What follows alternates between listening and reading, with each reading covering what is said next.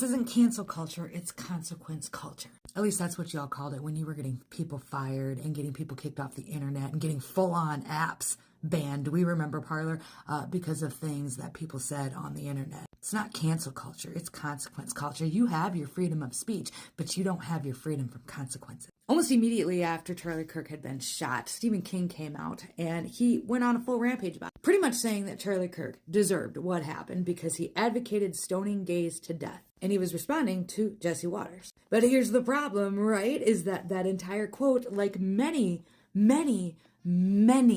of the quotes that I'm seeing from people who are trying to defend, what they posted on the internet was taken out of context. Because that quote was in a full dialogue, which immediately was followed by Charlie Kirk denouncing it and demeaning it and saying, this is not what we do in America. Because Charlie Kirk didn't hate the gays, He just didn't believe that it was right in the eyes of God. But he would welcome them into the conservative party and give them big hugs and talk to them about his beliefs and hear them out about theirs. So now Stephen King, he's backtracking like a whole bunch. There's like pages of this. I have apologized. That horrible, evil, twisted liar apology is so gross and manipulative. But it didn't end there. Belfast Books, which is one of the outlets that carried Stephen King's books, have announced that they are pulling all of his titles from their website after the disgusting remarks that he had made about Charlie Kirk. It's not cancel culture, it's consequence culture. You have the freedom of speech, but you do not have the freedom from the consequences from the speech to which you spoke. The tides have shifted, and they are desperately trying to bring it back to the way that it was before Charlie Kirk was shot. To level that playing field so that they can,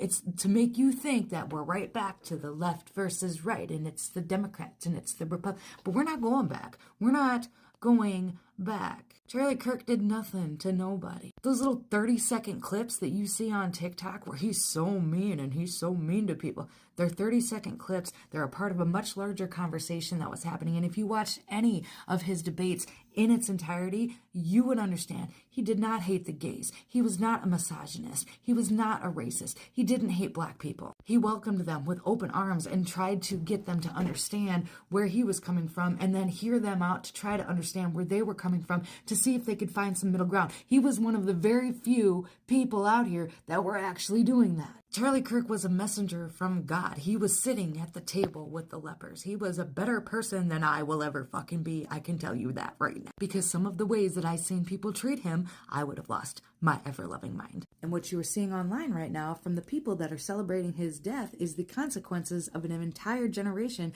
and an entire culture that never got held accountable for anything that they did over the last 6 or so years. In fact, even furthermore, they were protected for it. We were held accountable for trying